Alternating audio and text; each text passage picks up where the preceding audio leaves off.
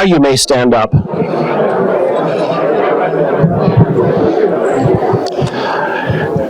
Do you see how when I ring the bell, everybody just stands up? I fooled you the last time when I rang it for Valerie. But good afternoon, everyone, and welcome to the Rotary Club of Madison. My name is Charles McClymans, and I'm the club president, and it's so great to see you all here today. I want to give a special thanks to Jason Salas and the team at the Park Hotel for finally putting some WD-40 on my mic stand. So thank you, Jason. Today's meeting is being sponsored by, first of all, I have some sad news to share with the club that I'd like to announce the death of longtime member Dick Pearson, who passed away on March 7th at the age of 85.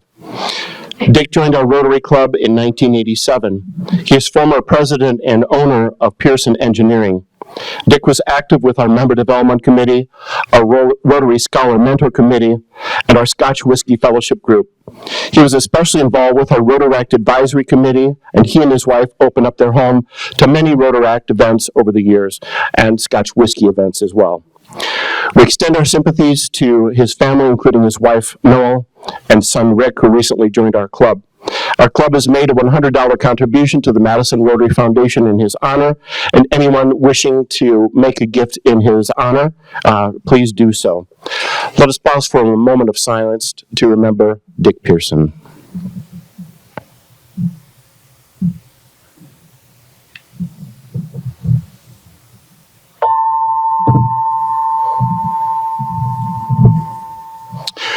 Okay, today's meeting is being sponsored by Mike Gotzler and the Littler Law Firm.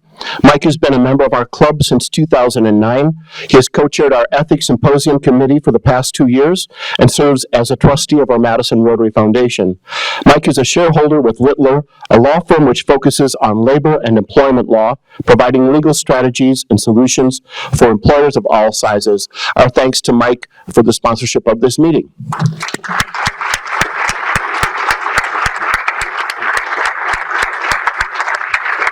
Please remain standing, and Beth Larson and Joe Lanus are going to lead us, Beth on violin and Joe on cello, in our national anthem, and sung by Dave Edinger, and then Beth and Joe will play an instrumental piece in honor of St. Patrick's Day.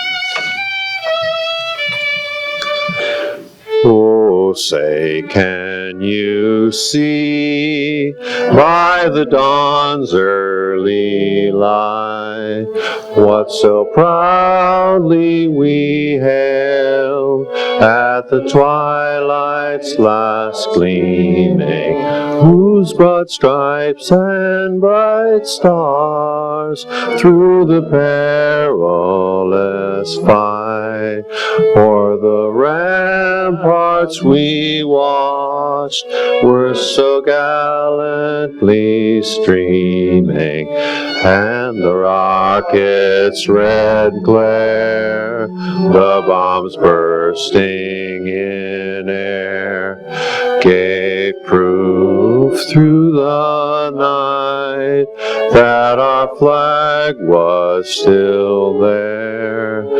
Oh, say does that star-spangled banner yet wave o'er the land of the free and the home of the brave?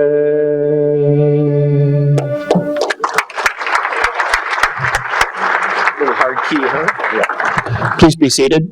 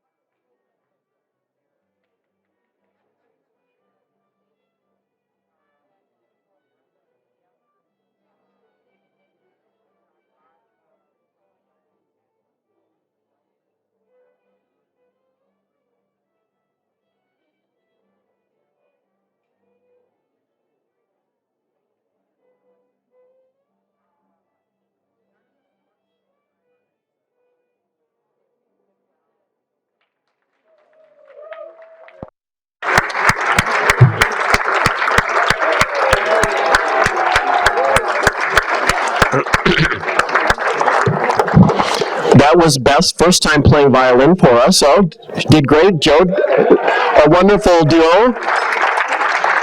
And Steve Goldberg, your Irish eyes are really showing today. So everyone's Irish on St. Patrick's Day, right? Okay, today's guest will be introduced by Alan Arnson.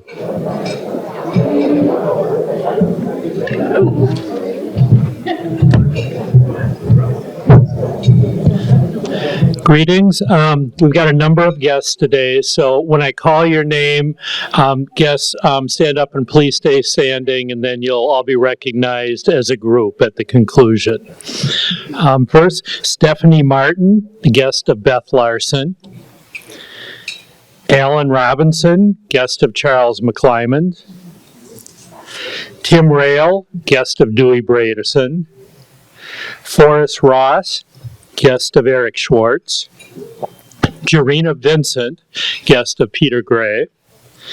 Craig Spalding, guest of Rhonda Adams. Jean Erickson, guest of the Senior Service Committee.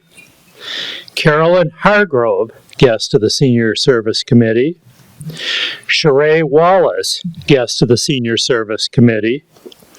Maggie Brickerman, guest of Victor Rodriguez.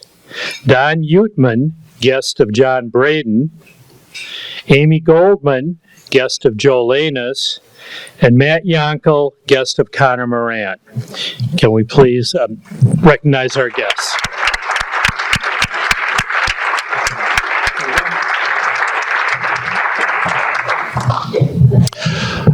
So today's moment of gratitude is going to be provided by none other than Lou Harned, who will celebrate his 100th birthday this August. And Lou, normally I make everyone stay to 3 minutes, but because we like to honor you, I think you can get a little over 3 minutes today.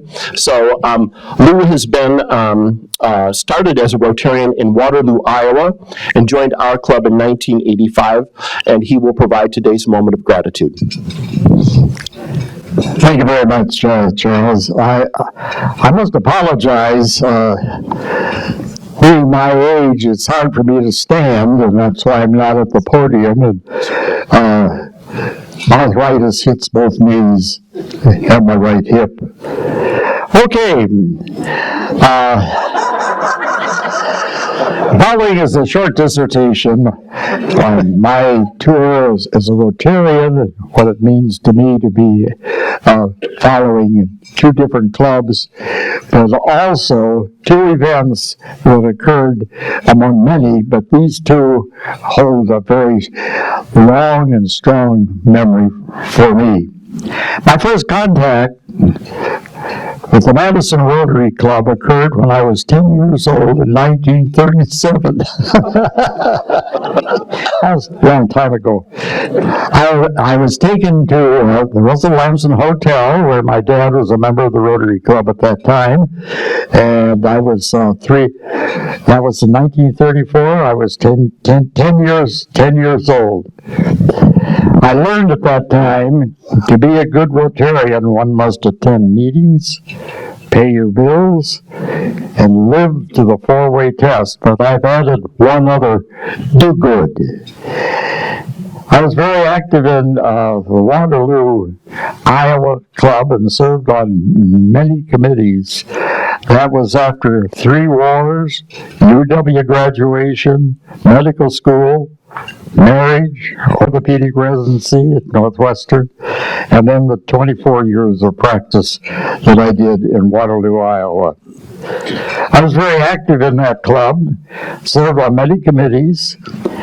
One of the committees I served on was head of the Speakers Committee for the annual Waterloo Rotary football program, which honored the top local football team for that year.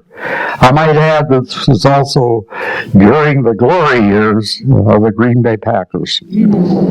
Some of the, or one of the members of the Rotary Club at that time, and on my committee, suggested calling the Packers to get a speaker, and they all suggested Ray Nitschke would be proper. speaker. Okay, so, at that time, things are a lot different than they are today. And I called the Packer office, got right through, told them what I wanted, Ray Nitschke's phone number, which she gave me. I immediately called the number, and Ray answered, which surprised me. And I explained to him what I wanted from him, that we would be sure to take care of his transportation back and forth to Waterloo. And he said, "When do you need me?" And I told him when the Rotary program was, and told him that we would pick him up a private plane and fly him to Waterloo and fly him back, which we did. We landed in Green Bay, and I remember walking into the Green Bay airport, and there wasn't hardly anybody there except Ray was sitting all by himself over in the corner reading the newspaper. I introduced myself. We got into the plane, flew back to Waterloo, got there a little earlier, and so we sat in the kitchen and chatted. When the time came to go to the local hotel for the Rotary meeting, we arrived, walked into the room. The football team was already there, and you should have seen the look on their faces when they recognized Ray. Anyway, he gave a wonderful talk, and after his speech, he went down and shook hands with every one of the ball players and answered their questions.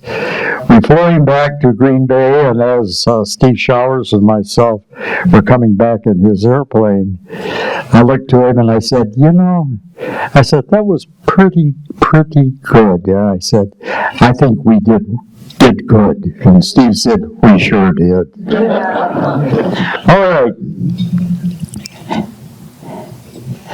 Have to find out where I am here.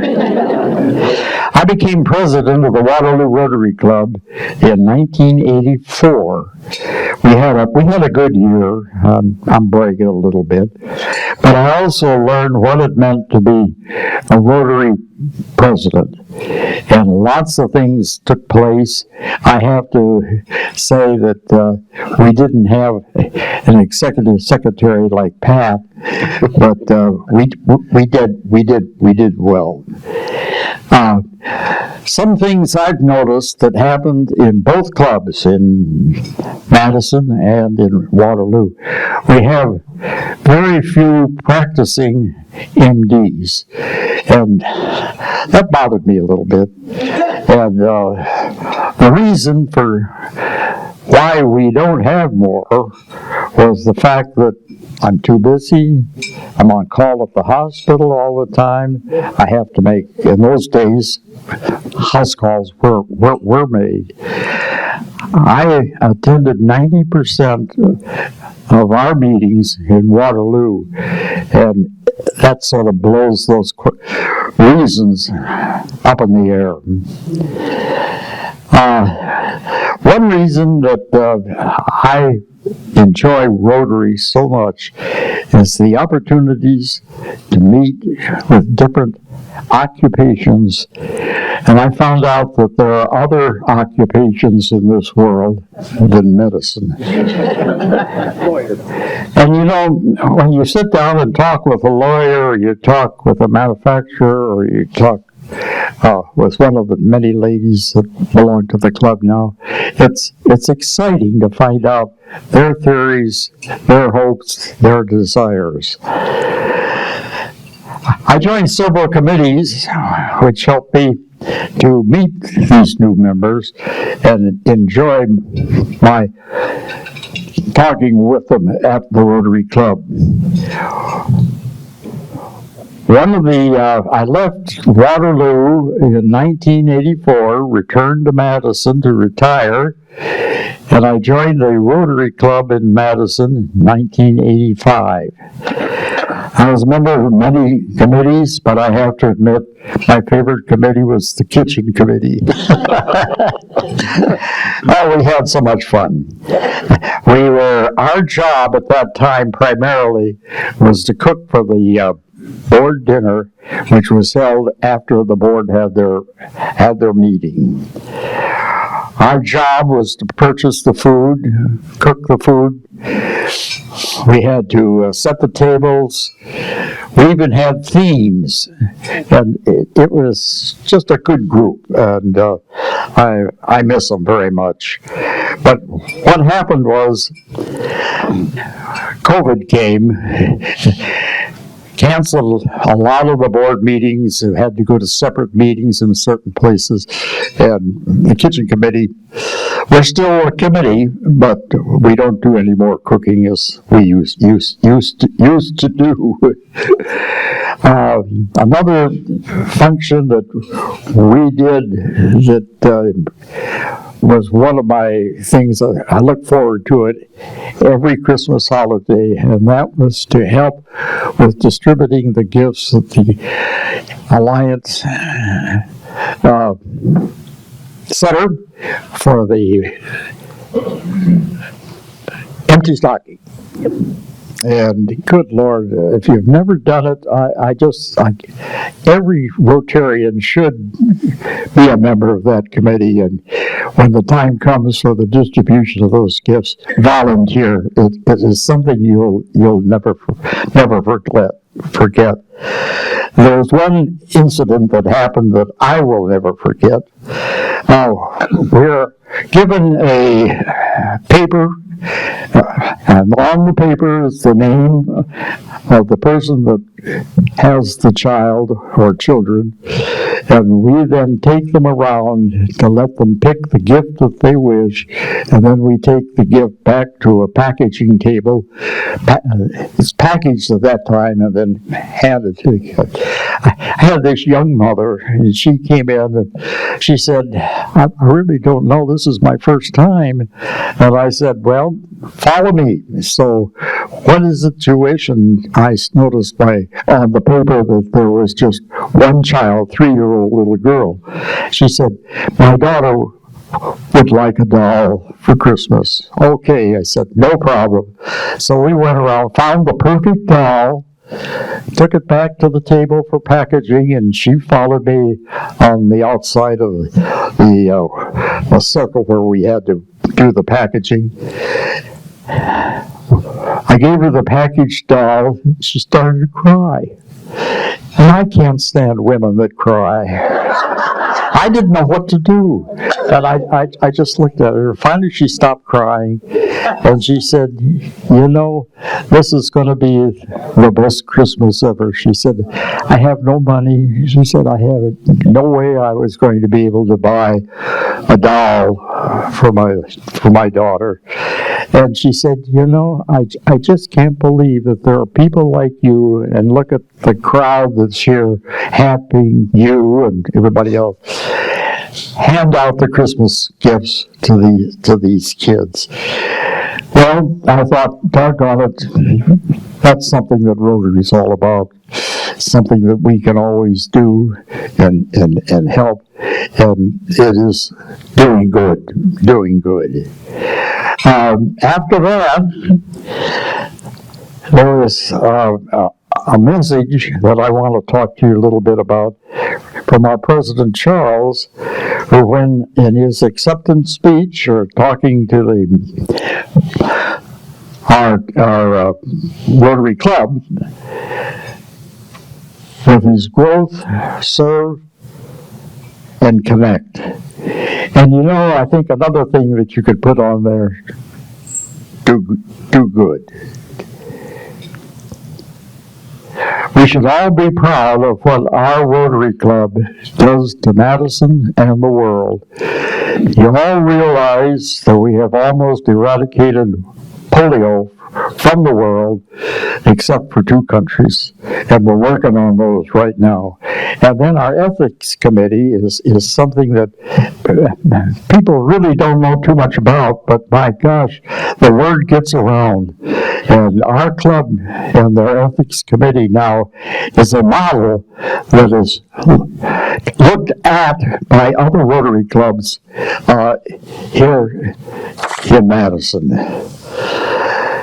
And you know, one of the most important facts that I've learned my many years as a Rotarian is the fact that I have been associated with good men and good women who can be trusted with unquestioned integrity. And to me, that's what Rotary is all about.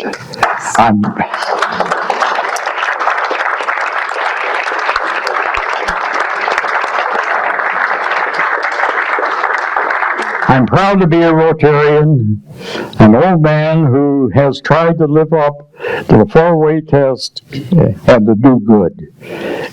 And I thank you all.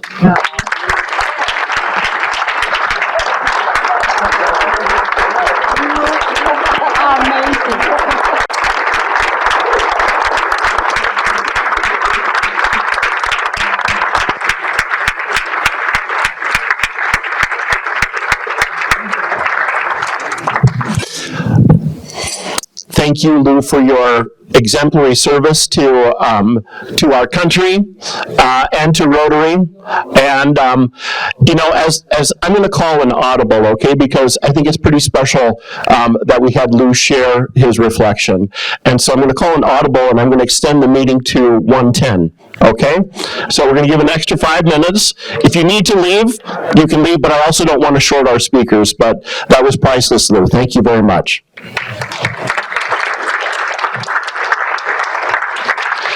And Renee Moe is going to come up, and we have a Senior Service Award to present today.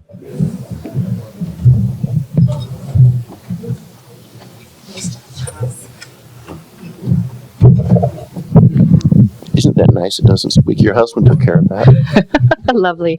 Hi, everybody. I'm also very honored to be able to introduce to you someone who has lived her life doing good. So thank you, Lou, for those remarks. I'm really honored to present the Club Senior Service Award to Betty Banks today. Was right. I love that. So much gratitude to Tom Linfield, Joan Collins, and Jerry Thane for their role in making this award possible. Betty Banks was born and raised in Madison. Her parents moved here at the turn of the 20th century when they moved 2 houses from Pinckney Street to East Dayton Street. She graduated from Central High School. How many Central High grads do we have in here?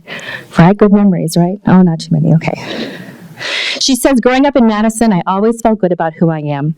That's because of the kind of family that I grew up in, who really did emphasize history. Family and history, 2 themes that show up across Betty's life in incredible community service. Betty is retired from a career of supporting families that began when she became an advocate for her son, Alan.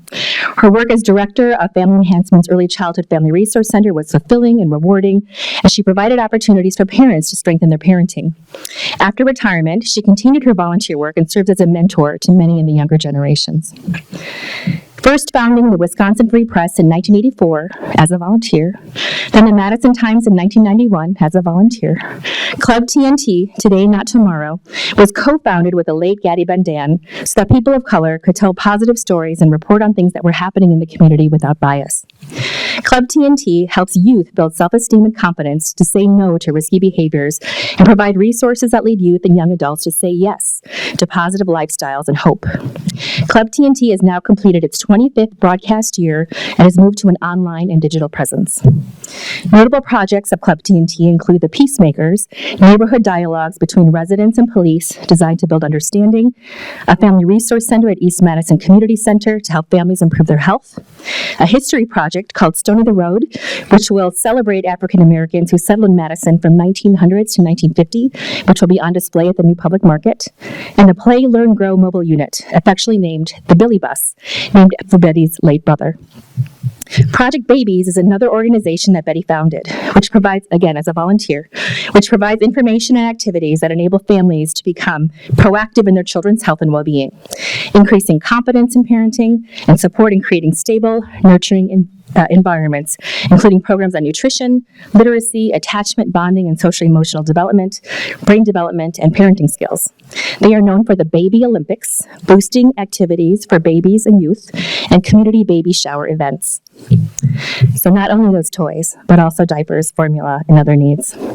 Yet another important organization that Betty co-founded as a volunteer is the Harambe Birth and Family Center. This collaboration for organizations consists of two main components: expanding the work of the Family Resource Center and expanding their maternal and child health care and doula services. The health work is no surprise, since Betty has also been an Access Community Health Center's volunteer for years. Some of you may recall a 2010 Newsweek article titled, "A Good Mystery, Infant Mortality Drop in Wisconsin," and I Googled at newsweek.com, and the article is still posted. I remember talking about this article in the halls of United Way when it was published. The work was led by staff and parents from the Early Childhood Family Enhancement Center, which is a partner in the old Harambe Center on South Park Street. While Betty gives all credit to the parents and staff, she was a key player in those outcomes. For many complicated reasons, that work was not continued, but it lives on. And knowing what works and building those practices into our community's current work to strengthen families is a legacy that will live on for literally generations. In fact, I shared with the Health Council this morning, we saw an 8% decrease in low birth weight babies over the past year. That's built on that foundational work, what it takes to get families healthy.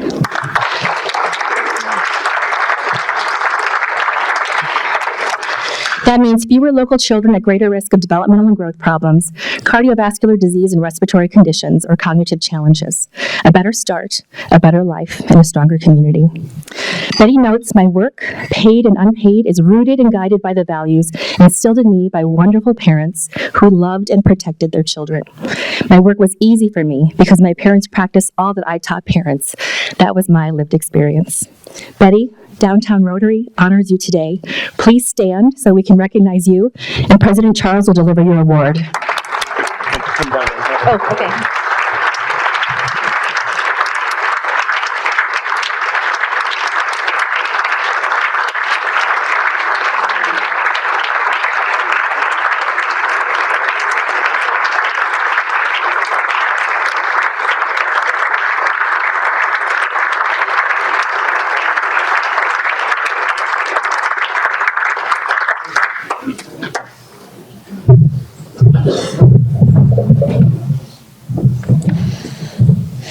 Congratulations, Betty. You are an inspiration to our entire community as well, and we're honored to honor you today. Thank you, Renee. Rotary 101, our Member Engagement Committee invites interested members to come to our March 27th come early for a Rotary 101 session. These are monthly sessions designed to introduce anybody, but especially new Rotarians, to what Rotary is all about, to help you navigate it. There are yellow flyers on the table, but you can just show up. The meeting room, come at 11:15, grab a cup of coffee, and be ready to learn more about our scholarship program that's helping over 100 students per year with over $475,000 in scholarship support. Those also have a Rotary Scholarship Mentor. We're looking for mentors right now too, so come and learn more about it. Membership rosters. We've heard feedback from members that our new website doesn't provide the membership rosters in a format that is easily viewed or printed. So the membership rosters that were on our previous website have been recreated. You will find them in the club document section on the website in Club Runner. Note that you will need to log in to access them. And also an important reminder is that the membership rosters are used for Rotary purposes only. Just remember that. Rotary purposes only. Thanks. On to birthdays. Beth, are you playing happy birthday first? Okay, great. We have birthdays to celebrate with a bit of humor and wisdom that complements Rotary's mission, and we also ask our celebrants to make a gift to the Synergy Scholarship Fund. March 10th, Jessica Kasten. March 10th, Kathy Korczynski. March 11th, Valerie Kazimias, who has had 100% attendance since she joined in 1988. And she says, I'm very happy to spend my 92nd birthday with my fellow Rotarians and look forward to celebrating my 93rd next year together. Happy birthday, Valerie. March 11th, Barb Wiley. March 12th, Sarah DeTeam. March 12th, Michael Richmond, who says, growing old is mandatory, growing up is optional. Thank you, Michael. March 12th, Kelly Ruppel, who says, you won't learn and grow when it's easy, you will learn and grow when it's messy, when it's most difficult. March 13th, Eric Schwartz. March 14th, Rhonda Adams says that when your birthday is on Pi Day Pie is the answer no matter what the question is. Have some pie tomorrow, Rhonda.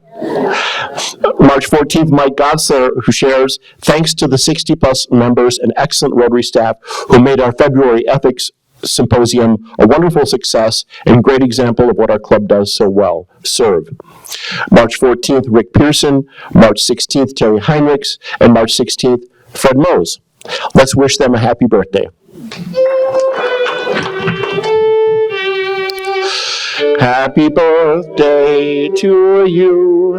Happy birthday to you. Happy birthday, dear Rotarians. Happy birthday to you.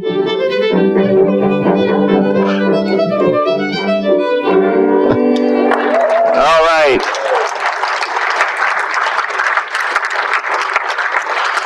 Okay, we have a number of members in the news, but I'm going to blow past them really quickly. Just Rhonda Adams, Brian Chan, Aurelia Estrada, Laura Gallagher, Kirsten Houghton, Sabrina Madison, Sandy Morales, Carla Tennis, all Rotarians doing great things in the community as always. So thank you for sharing that.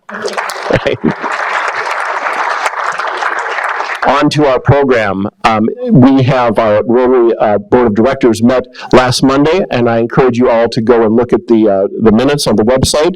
And each month we have one of our board members introduce our speaker. And today's Mary Donahue is going to introduce. She's the Director of Development and Communications at Domestic Abuse Intervention Services, otherwise known as DAYS, and she will make the introduction. Mary joined our club in 2015 and is in her second of a 2-year term on our club board of directors, and she will come up now. Yes, she will. Thank you, Charles. I just have to give a shout out, Lou. You're an icon. You are a Rotary role model, and I aspire to grow up to be just like you someday. So now the job they really hired me for. Today's program has 2 presenters who will be talking to us about the startup climate and how to nurture the next generation of entrepreneurs. Joining us for this presentation is Scott Mosley, the Chief Executive Officer of StartingBlock, Madison Startup Hub. Prior to joining StartingBlock, he was the Chief Operating Officer at CodaWorks, an investor-backed entrepreneurial support organization. Investor-backed company. I knew I was going to mess something up. In the commissioned art industry. He has experience working in the entrepreneurial support organizations, in the nonprofit sector, in state government, and early in his career, Scott was an officer in the United States Army. Also speaking will be Ben Camp. In 2017, Ben co-founded RehabPath, an online platform that aims to provide in-depth, unbiased information that helps people make educated decisions during a crucial time in their lives. RehabPath is based right here in Madison and empowers over 100,000 people a month to find treatment options through recovery.com. Scott and Ben will now make their way to the head table, and they'll tell us about their journey of founding and growing a tech startup in Madison and their place in the startup ecosystem. We look forward to their presentation, and we've made a contribution to the Rotary International Polio Plus Fund as a way to say thank you for speaking to us today. I also wanted to mention that we will have Q&A with our speakers at the end as time allows, but please wait for the microphone if you have a question. Thank you.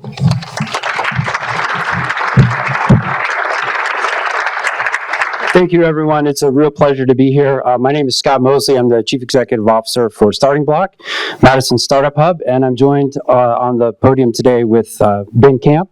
Ben is the CEO of RehabPath and is my vice chair on my board. So we look forward to talking to you briefly about what's happening in the startup community here in Madison, and we both have built time into our schedules to stay for questions after, depending on how long we want to go. So here we go. Can I get the next slide, please? So, one more, please. So what is StartingBlock? So StartingBlock is a 50,000 square foot startup hub and co-working space located on East Washington. Since our founding in 2018, we have had almost 1,000 members come through the facility. We offer a variety of different things to our community. One of those is community, the second is workspace, and the third is programming. So in terms of workspace, we have facilities for people to start and grow their businesses. We have small offices from 200 square feet all the way up to 5,000.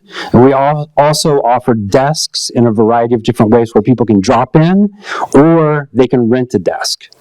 Next slide, please. So I think the question that I wanted to start with today is, why should anyone care about startups in our community? So startups are oftentimes looked at as risky ventures. There's a high failure rate, things that, here in the Midwest we have aversion to. So it's an interesting question, I think a really fascinating public policy question. And here's what I want to convey to you. If we think about the way small business is perceived in our communities, it's always held up as this is the pathway to growth. Small companies are the backbone of our economy. And every politician you talk to will say we should support small business. So in the early 2000s, a guy from the University of Delaware started writing in the National Bureau of Economic Research about this phrase, small business. And so what he discovered was that when we think about economic dynamism, about job creation and wealth creation, healthy communities, small doesn't really capture what the data tells us. So can I have the next slide, please? So what the really interesting thing is, and this guy was writing about national trends, and there is a team at UW Extension that has taken that national data and looked at Wisconsin data, and the same trends apply. So small companies tend to start small and stay small. Wealth is concentrated in the hands of the owners. There's not a lot of job creation. So when we think about dynamic communities and we think about growth, small is not really the measurement that we want to look at. Turns out, age is the measure we want to look at. Age, companies less than 5 years old are the most dynamic part of our economy. Big companies tend to destroy jobs. Old companies tend to destroy jobs. Young companies create jobs. Young companies create wealth. Young companies create dynamic communities. And so when we look at job creation in particular, if I could have the next slide, please. Companies less than 5 years old are the only net creators of jobs in our economy. So if we want to foster more job creation, if we want to foster dynamic communities, if we want to foster wealth creation, if we want all of these things in our communities, where we should be pointing our arrows is not at small businesses, but at young businesses. Young businesses less than 5 years old, those are startups.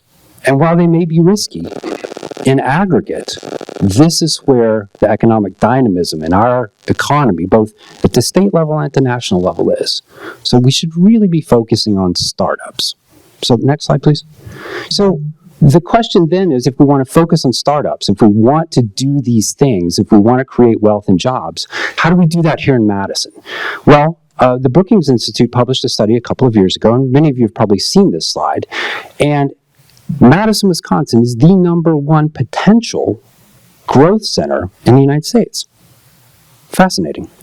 So we have all of the right ingredients. We have higher education. We have major research university.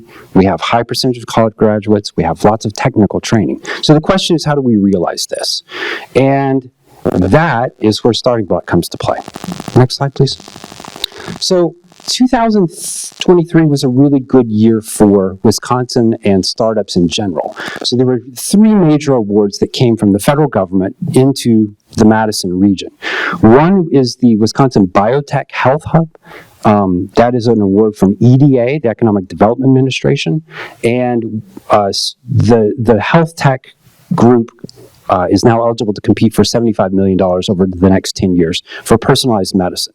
Fascinating, really, really exciting. WISIS, which is the Tech Transfer Office of the UW system, was given an NSF Engine Award for sustainable agriculture. And that, again, allows them to compete for another $160 million over the next 10 years. And so when we think about leveraging resources across the state and across the federal government, it becomes this really interesting funding continuum. So we leverage private dollars from our local community to go to the state to get money, to then go to the feds and get money. And so we at StartingBlock were able to do that with an SBA, a Small Business Administration Award, where we won $200,000 to launch a hard tech manufacturing accelerator. And so what we're really trying to figure out is how we can work with the funders, which often change priorities, to be able to develop a steady stream of programming so that folks can take advantage of all of the natural things that this community offers and create those jobs and create that wealth. Can I get the next slide, please? So, StartingBlock. We offer a number of different programs. All of our programs are free to entrepreneurs. No one pays to participate in our program. So the 5 programs I have listed are about $400,000 worth of programming. So we raise funds for that every year from a variety of different sources. Private business, state, feds. The Level Set program on the left, the Hard Tech Accelerator and MadWorks are all about starting companies. Her network is a women's only business network. And then Innovate 608 is our podcast that highlights things that are happening in the community across the state. And that's available on iTunes and Spotify and your favorite podcasting platform. So we've just recently done our 3rd season of that, 12 episodes. So if you don't know anything about that and you're interested in learning about the StartingBlock community and the startup scene more broadly, the podcast is a wonderful look at that. So I think I'm about out of time. I'm going to pass it to Ben. But before I do that, I would like to thank Paul Hoffman and the generous support from Lake Ridge Bank for supporting MadWorks and a lot of our programming over the past year. Paul, thank you so much.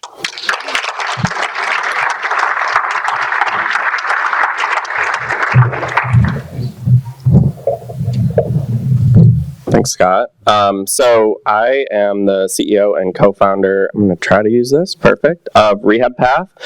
Actually, kind of making an announcement that we are working on changing our name to recovery.com. We made a pretty big acquisition of this website a couple months ago and are working towards changing our name. So I wanted to give you guys a little bit of a heads up. It's just, don't tell anyone. This is like a sneak preview, but I wanted to make sure if I'm introducing myself that you don't in a couple months be like, what happened to RehabPath company? So recovery.com is going to be our name kind of moving forward, and I think that I'll explain what all that means. But the reason I'm here today, and kind of one of the reasons that I think RehabPath is where it is today as a company is because of StartingBlock and a number of other resources that we've been able to access in Madison. So I'm really excited to kind of co-present with Scott and kind of talk about our journey as a startup, partly in StartingBlock and just in general in Madison. What we provide is a trusted online resource for connecting patients and mental health providers. I think it was mentioned before, we have over 100,000 monthly visits to our website each month of people looking for treatment. We were located in StartingBlock from 2018 to 2022. In 2022, we moved to the top of State Street above Ian's on the 3rd floor. So we have that floor there. That's been a great location for us. So we kind of graduated from StartingBlock, which is kind of the goal, is you have a small company that co-locates with a lot of other small companies, and then hopefully someday you're too big for the space, and that did happen for us. So a little more, there's our team. So this kind of hopefully represents what Scott was talking about in terms of job growth. So there's our team in 2019 in front of the right outside of StartingBlock. And then there's our team last year. We have about 60 employees now. And over half of them are located in Madison, which has been really great. And there's our office that I was mentioning. So that's our team in 2020. Well, that's right before we moved into our office right outside. And so that's been a great space for us. So how did we get here from there, kind of like, so my co-founder posted this picture recently of me and our first developer. I think we were the only 2 full-time employees back in 2017, so this was like our first like probably official meeting or something like that, in basically a closet over on Dairy Drive, actually on the east side. So, how did we get here? So I'm going to talk about, just in the time that I have left, about how we got where we are, just in general, like how we built a business, but how specifically we built that in Madison. So, one of the big things is it's really important when you're starting a company to have a real problem that you're trying to solve. And, a lot of times that is a struggle. People want to start a company, they have a really cool idea, but then there's no business behind it, or there's not a real like business problem that they're trying to solve that they can build a business on. So, that's the type of thing that a lot of these programs that Scott is talking about, that StartingBlock helps with, helps a lot of entrepreneurs work through that. How do you build a business? But the cool thing was, me and my co-founder had a lot of experience before we started RehabPath in marketing. So we had a marketing agency that we were working together at, and we actually ended up specializing in helping addiction and mental health treatment centers find patients. So it's actually, really difficult to get someone to go to treatment, as you can imagine. If you break your leg, like, you're probably not going to be resistant to going to the hospital, and you're going to look for a hospital and you're going to go to it, hopefully. Mental health and addiction is often a lot more complicated than that. So, a trend that we've been seeing really ever since Google became a thing is that more and more people were turning to the internet to look for a next step, which is a really cool opportunity and should be a positive, because there's still a lot of stigma around mental health and addiction, and so people are turning to the internet more than friends, family, or medical professionals, because they don't know where to turn.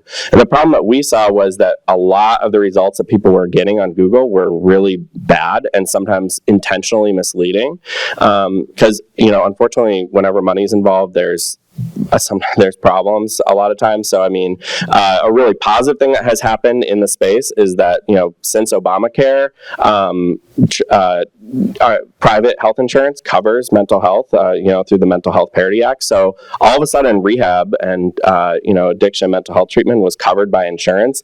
So, which is a great thing. But then obviously that led to a lot of people taking advantage of those people that are looking for treatment, trying to like redirect them into the wrong program. So, anyways, that's a little bit of background on why we started RehabPath. And here's just like a few screenshots just to show like what it looks like when you're on our site, recovery.com. And it looks probably like a lot of other like online search engines that can I go to the next slide, please? That you've probably seen. I guess it's working. Yeah, so you can kind of see what it looks like. And, how we make money. So we are a business, and the way that we make money is, and this kind of goes back to the founding of the company, we realized that a lot of treatment centers were spending lots and lots of money on Google ads to connect with clients that were going to Google looking for treatment. So, we basically take this is just a list of some of our clients. There's some really big providers on there and some really small independent ones that will take some of their advertising budget and they can spend it with us, and they pay to get additional exposure on our site, basically. So pretty simple model. It's I think our VP of sales talks about it like, hey, you've seen the phone book, right? Like, you list everyone in the phone book, you can see everything, but then some people pay for additional placements, and that's basically how our business model works. So just that's a little bit about us, and then how have we built this in Madison? A lot of people in this room might not realize that Madison has a pretty thriving startup ecosystem. It has for quite a while. So, when I was setting out to start RehabPath, these are just a few of the many things that I did not know anything about. So we knew, the business problem that we were trying to solve, but I didn't know anything about fundraising, hiring, how to, select the right tech stack that we were building, how to manage a board, sales, accounting, all those things, and many more. So, that's where, when we located ourselves in StartingBlock, we were kind of immediately able to access those resources, and most of the time very informally, just by running into other people and bouncing off ideas with other founders or experts that also were located in the space.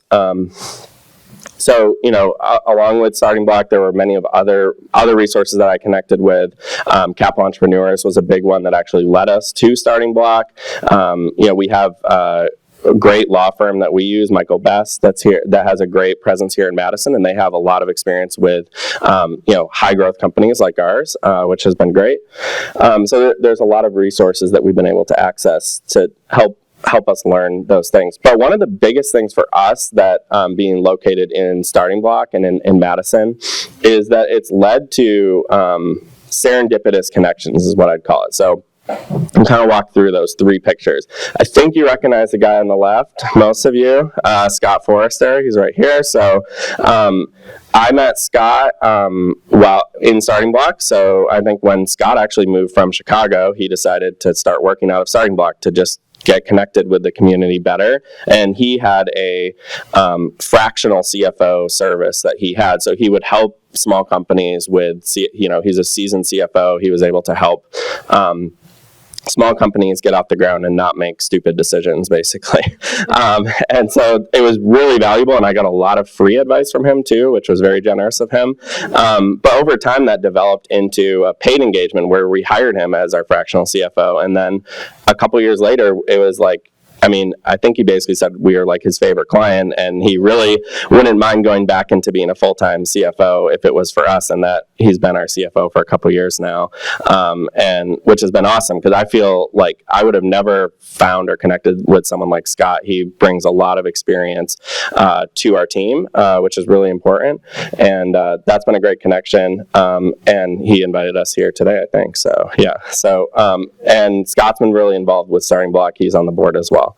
And then the middle picture there is cool. So our first investment from an angel investor came from just us being located in StartingBlock, really. So Shri Kalluri had sold one of his companies, Forte Healthcare, had a really great exit, and was looking to invest in smaller up-and-coming companies, and just basically wandered into our office. And after just a few meetings, we were able to land on an amount, and we're able to get an investment from him in late 2019 that really helped us grow a lot, which is awesome. And then on the right, Cliff McDonald is now our Chief Growth Officer. We met him again in StartingBlock. I think you're kind of seeing the trend. We met him in StartingBlock. He started working there in 2020, actually, and we met like a couple months before COVID started, and had coffee, and he told me that he was in recovery himself, and he's been pretty vocal about that since. But he has been really connected to the Madison business community. Some of you guys might know him. And he was in this next chapter of his life. He's like, I want to help a company like yours because I'm in recovery. I really like what you're doing from a mission perspective. And we were like, well, that's great, but like we can't hire you right now. We don't have the money to do that. And he worked, again, kind of like Scott, gave us a bunch of free advice for a while, then kind of very similar trajectory. Just a couple years later than Scott, we, then hired Cliff as our Chief Growth Officer. But before that, his sales consulting company, Brainheart Growth, that we worked with, really helped. That was one of the things on the list that I said I didn't have any experience with. I was able to sell our product, but I didn't know how to scale a sales team. So his consultancy really helped us do that. And now he's full-time with us as well. So those are just a few. I know there's a lot more. We were there for 4 years. One of my best friends I met at StartingBlock. So it's just like really cool to co-locate together in that space. And then, just about out of time here. So, two more elements that I'll cover about growing a startup that are really important, and I'll just give you kind of what it looks like in Madison. One is access to talent. So, that can obviously, like, results can vary depending on what industry you're in. For us, there's been a really good mix of really strong local hires that we've been able to make. And Scott kind of referenced some of the elements that make up that mix. And then, with kind of post-COVID especially, like remote work is really popular, and we're able to hire people from all over the world. And they come into Madison for our retreats. We do an annual retreat here in Madison and one in a different place in the winter. So that was in Phoenix actually a couple weeks ago. So we've been able to, almost our entire executive team is here. Our chief revenue officer actually moved from New York City to here and likes it, so that's good. And that's been really great. So, basically Madison's a pretty cool town, and it has worked pretty well for us to recruit into Madison so far, but so that's just our one data point. And then something that Madison isn't very good at is access to capital in general. We were lucky that we built a relationship with HealthX Ventures. Mark Bakken started that. He was the founder of Nordic Consulting, is very involved. Many of you have probably heard of him as well. And we thankfully fit their thesis. They are looking to invest in health companies, and it's been an awesome partnership, and that has helped us grow really fast, which, lots of companies, we didn't need investment, but by getting investment, it helped us grow a lot faster, and we're able to have a lot bigger impact, hire all those people that, Scott was talking about. And we're profitable too now, so it's not like we're just burning through that cash. So it's very helpful to have local investors. You can definitely get investment remote, like from other places. I know lots of my fellow founders have done that, but it's a real advantage to have someone that's local that you can build that relationship with over time. And so that's been awesome for us. And so hopefully there'll be more of kind of HealthX type investment firms. So, and I'll just leave you with this quote, just to kind of bring it back to our mission. So this is someone that used our site and found treatment. She said, "You provided me with 100% unbiased information. You were the only one out of almost 80 websites. Your company deserves credit for this, for not preying on broken, desperate addicts. You helped me save my life." So.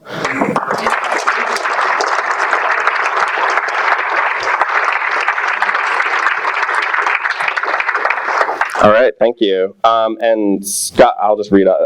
These are just some ways to get involved in the Madison startup community that Scott and I put together. You can read those. And I think we're pretty much out of time. Okay, 2 minutes for questions. Sure.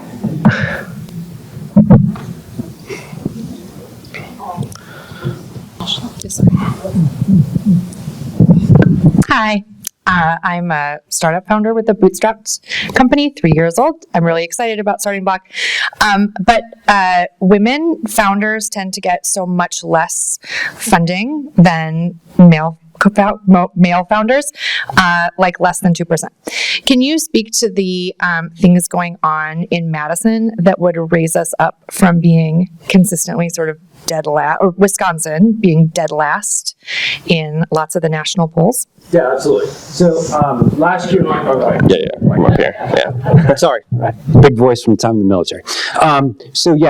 Great question. Systemic problem. I think we're doing a lot of things here to address that. So last year we had 157 applicants for specific programming. 50.6% of those applicants were women. So, we're on par with a lot of good things that are happening. Second, we've been able to partner with two funders, the Summit Credit Union and the American Family Insurance Institute for Social and Corporate Impact, to sponsor year-long residencies for female founders. So there are a lot of opportunities here in the community. And Doyen, obviously, Doyen.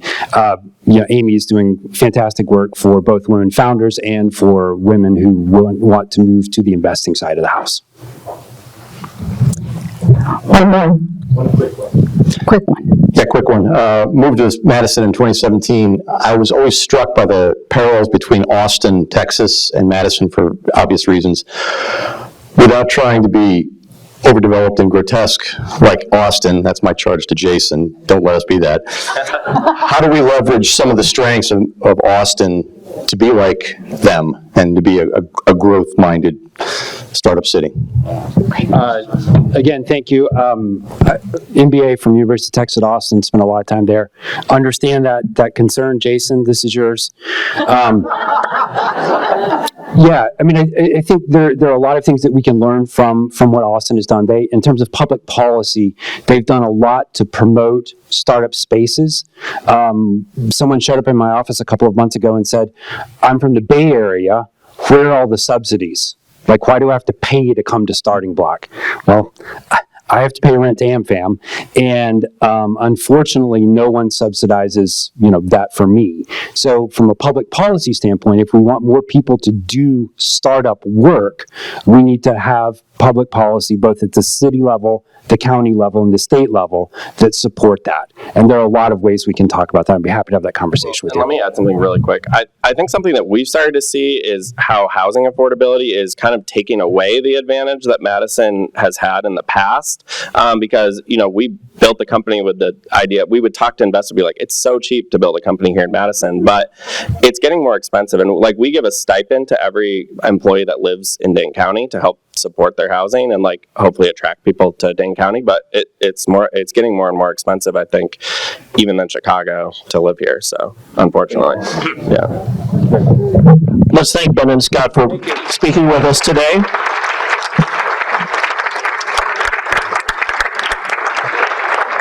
Excellent program.